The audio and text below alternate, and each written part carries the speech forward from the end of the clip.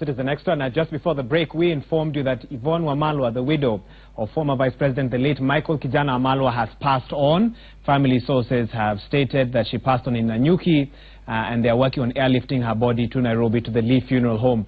Now, in 2014, the late Wamalwa gave an interview to the Standard newspaper where she basically shared on what she had been up to since the passing on of her husband. She has done some diplomatic work. She served as Deputy Permanent Representative of Kenya to the United Nations Habitat for some time.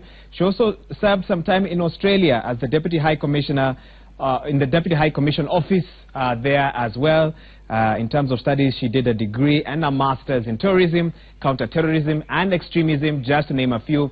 And she also took part in some philanthropic activities, including a lot of projects, empowering the girl child as well.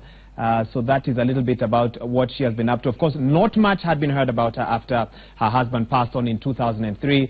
But once again, the late Yvonne Wamalwa there on your screens, she passed on this morning in Nanyuki. That is what family sources have confirmed. The widow of Michael Kijana Wamalwa, former Vice President, who passed on in 2003. She spent some time doing diplomatic work, also further studies as well. But what the family tells us is that this morning she passed on in Nanyuki.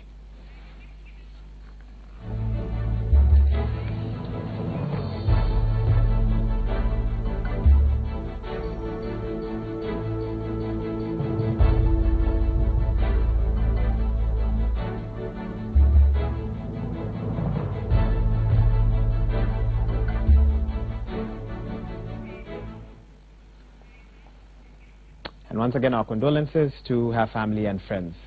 Now, the Ministry of Interior has warned the public that a Kenya Gazette notice that was purportedly signed by Cabinet Secretary Dr. Fred Matiang'i declaring next Tuesday a public holiday is fake. CS Matiang'i disowned the notice during the rounds on various social media platforms and urged Kenyans to disregard it. This Gazette notice bearing Wednesday's date states that the holiday is meant to afford Kenyans the opportunity to attend the inauguration of opposition leaders Raila Odinga and Kalonzo Musyoka as the People's President and Deputy People's President, respectively. And in other updates, 2 of 5 Makueni MCAs were questioned by EACC officials in Machakos after they were arrested for ejecting a newly transferred principal at the Joseph Girls High School. The other 3 MCAs are expected to appear before EACC detectives today. EACC has already interviewed and recorded statements from the principal, Teacher Service Commission County Director, Sub-County Education Officer, Assistant County Commissioner Kibwezi, and the OCS Kibwezi. The 5 face charges of incitement to cause violence, undermining the authority of a public officer, conspiracy to cause injury to the reputation of a person as well.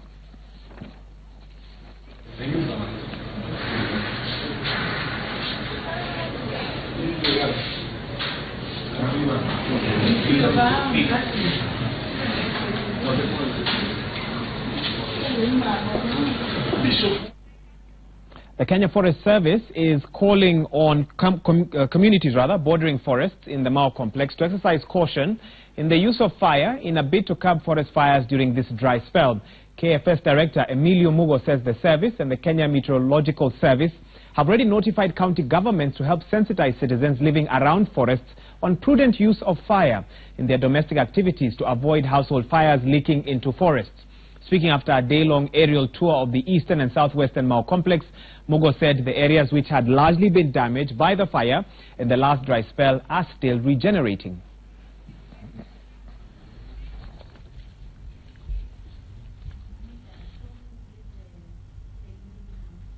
What we're seeing is a lot of people also cultivating closer and closer to rivers, and I think that is also attributing to the problems we are seeing. So it is not only the trees. In terms of trees, we keep stating that we have now moved up to about 7.2% of forest cover. We are trying to get, by 2020, our plan is to have at least 10% forest cover. We are fast approaching the dry season, the fire season as we refer to it.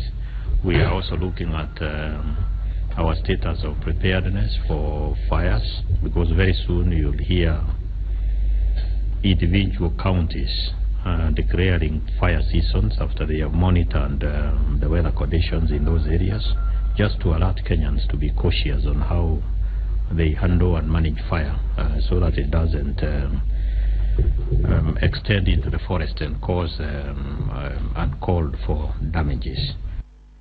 Meanwhile, residents of Mwingi town barricaded the Mwingi-Garissa highway and offloaded all the charcoal from a lorry ferrying the commodity from Mwingi to Nairobi. This in a bid to fight the illegal charcoal business, which is seen as a major threat to the ecosystem in the region. Drivers of other lorries had to seek refuge at the Mwingi police station to avoid facing the wrath of the angry mob. Wednesday's incident follows a directive which was issued by the governor of Kitui County, Charity Ngilu, banning all charcoal and sand businesses within the county.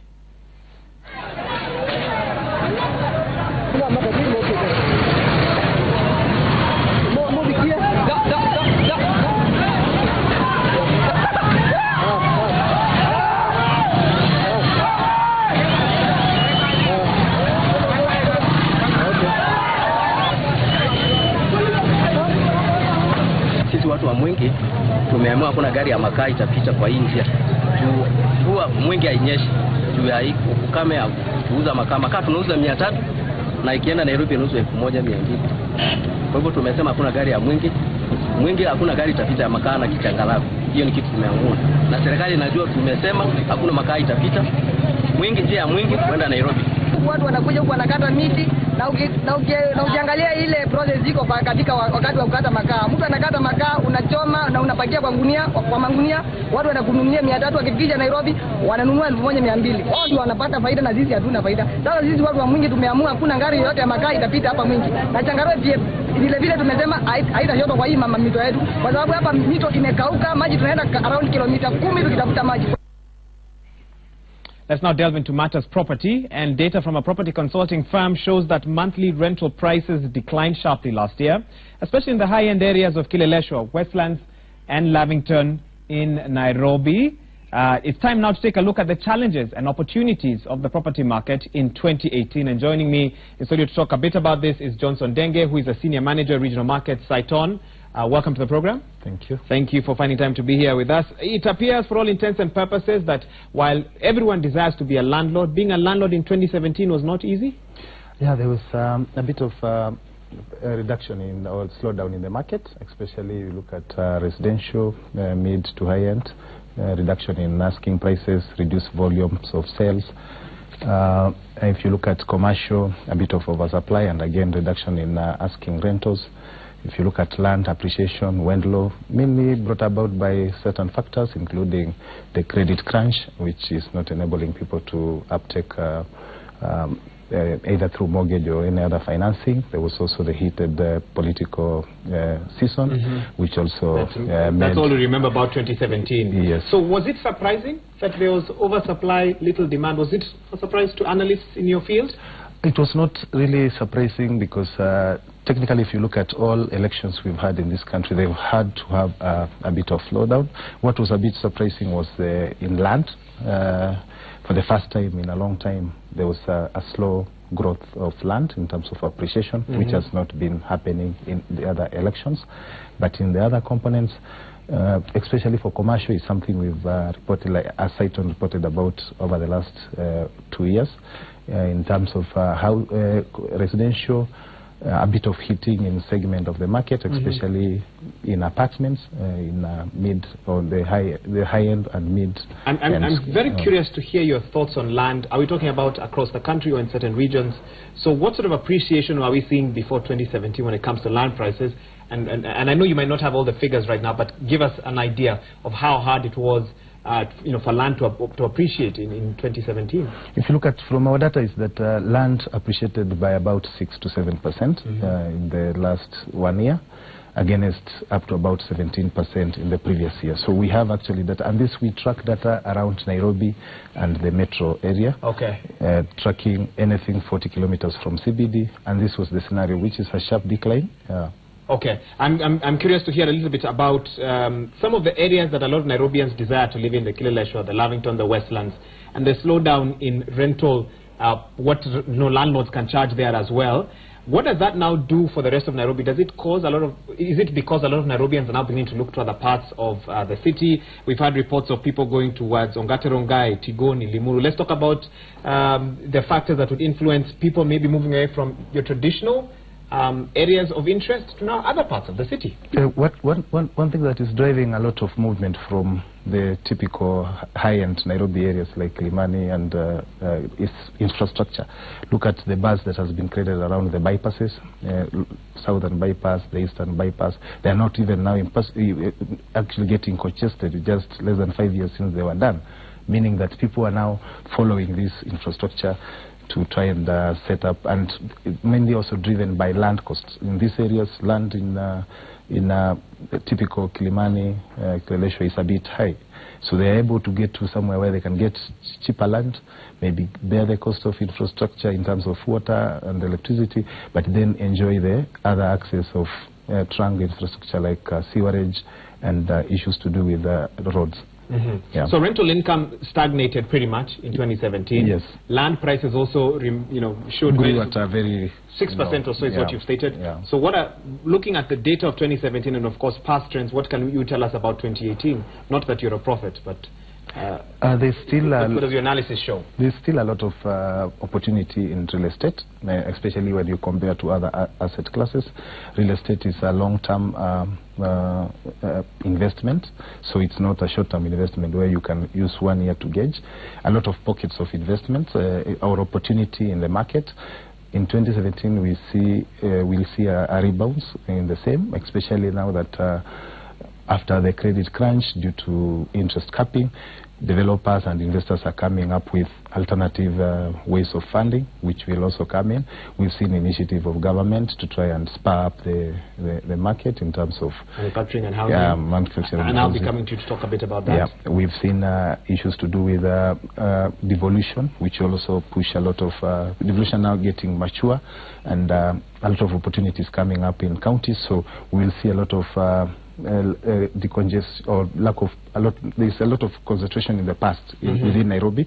This is now shifting to counties, and that is 2018 will basically be a rebound. Okay. Yeah. Before we get into matters Big Four, and part of President Uhuru Kenyatta's Big Four action plan is on housing, I want to find out, anyone getting into the industry, into housing in 2018, what factors do they need to consider? We've seen the cost of electricity, power, access to raw materials. What are some of the factors they need to consider if they want to be profitable? I think first of all, housing is what I'll call a social good, just like water, electricity. They have a benefit to larger society. That's why part of government really emphasizing on it. We've seen the policy documents. If you look at the Constitution, Article, I think 43B1 talks about affordable housing and sanitation. Look at the Sustainable Development Goals. 11 talk about the same thing. If you look at our Vision 2030, recognize housing as a key pillar to development, including construction and the job creation around it. So if you want to create housing, the law is behind you. The law is behind us. The plans, even our future predictions as well. Housing is where you'd want to be. Yeah. But onto the issues about what will really drive, or the factors to consider. One will be which is the target market. There's a lot of gap in the low end market.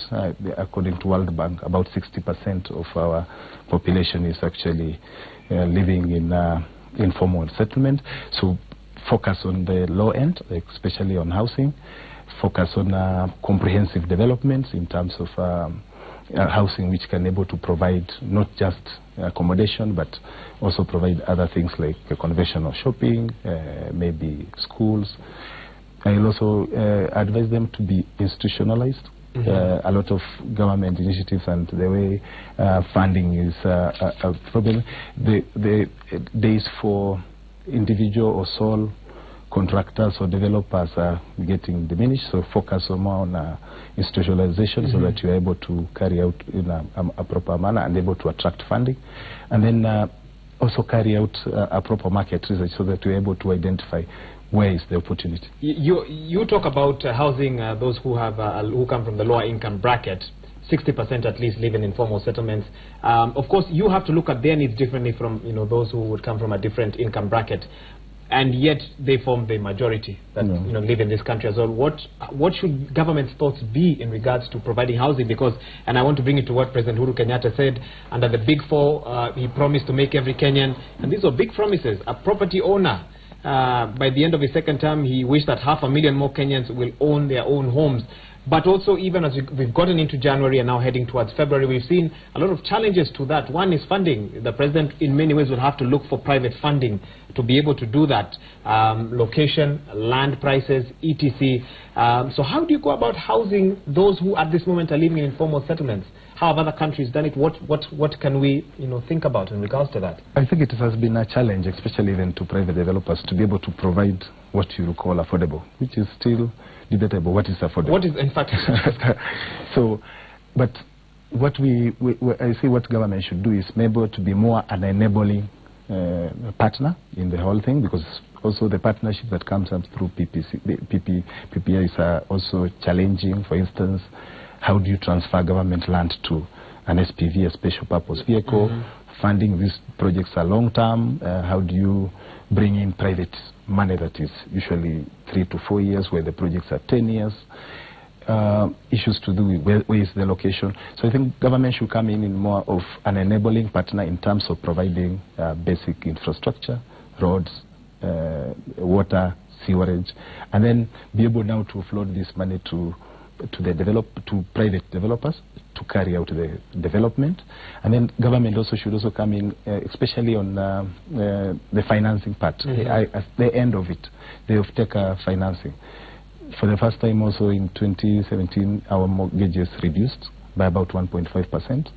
And we have very little, actually, about just 24,000 mortgages in the country. So with over 40 million Kenyans, 40 million who have the ability to get who would want to get a mortgage, of course. Yeah, so government should come in. We've done it. There's an initiative they've done with the public service, where they reduced, in 2015, they reduced the financing for mortgages for public service to about 5% from a market average of 40. That's the initiative they should come, but whether it has been implemented, that's another thing. But that's more enabling in terms of infrastructure, and then to the off-taker in terms of providing affordability, in terms of affordability of mortgages. But okay, you've talked about the government enabling those who do the construction. What about enabling the future or potential property owner? What can they do to help Kenyans access credit? For example, we've had a lot of discussions in this studio about the interest rate cap. Many people have come here with different opinions, some saying it never was a good idea, it was a populist move, it could not have worked, it hasn't worked. But others are saying, no, you have to look at it from a positive perspective. So again, what can government do to enable that Kenyan out there who's watching this show and thinking, for me, owning my own home is a pipe dream? There are various ways they can be able to make end-user financing a bit affordable, in terms of like the initiative of public service, where they create a fund which is distributed, which can also be extended to the typical mwananchi. There are other bodies like the pension bodies. Why wouldn't NSSF as a public pension issue mortgages against savings? They can also come up with a special fund through counties to be able to fund development, or to be able to give mortgages to wananchis in those various places. So a lot of ways they can. So you think that to you it sounds like there are limitless options. The question might then be, and maybe that's one you can't answer, is why are they not doing it if it is that simple? I think it takes time. Most of the things even being suggested in the Big Five are in policy documents. So one thing is the government already recognizes that we have a problem of housing in this country, a deficit of about, Nairobi only a deficit of about 200 units every year, with a standing deficit of about 3 million. So there is a recognition. So the issue is about implementing, and I think the government has started that journey, and as private or analyst or any other person in the industry, we need to support it. Okay. Yeah. We look at a government that has a lot of promises to Kenyans. The Big Four alone, implementing those projects will be very expensive. We also know that this is a government that is struggling in a sense, cut down on the wage bill. We've seen this back and forth between SRC, the High Court, and MPs, for example. And we know that 60% of the budget is gobbled up by recurrent expenditure. Let's make this a wider discussion, but of course, housing still within that as well. How can President Uhuru Kenyatta achieve the Big Four, of course, which are heavy and expensive investment projects, if 60% of the budget is gobbled up by the current expenditure. We also know that we have borrowed quite a bit that we need to repay as well, and we hear that we need to look for a bit more funding to be able to do that. Are we not in a cycle where we might find ourselves in the next couple of years with even more debt? Yes, working on projects, but more debt and more money being gobbled up by recurrent expenditure as well. How do we get out of this cycle? We actually, in the initiative being done, is likely to get out partly from the cycle, because he's now recognizing the role of private sector. Okay. That is through coming in, funding, and being able to. So the issue is just about restructuring around it. So you think that will give us a bit of a breather, or at least give the country a bit of a breather, the country's wallet? Yeah, it can actually give the country a bit of a breather. Another thing will be, he's also recognizing while doing these projects, so we are able to provide employment and then putting some money in Mwananchi, which will at least again increase the tax base in terms of collecting more revenue. So we are partly getting out of the business, and a good initiative to try and include private sector into doing some of these developments, rather than just government knowing it will go borrow and do all of them. Okay. And finally, even for the person at home watching this, January has begun on a very tough note for many Kenyans. If it's not school fees matters we've had to deal with, if it's not the cost of electricity, if it's not the rising price of food, what do you see as key opportunities?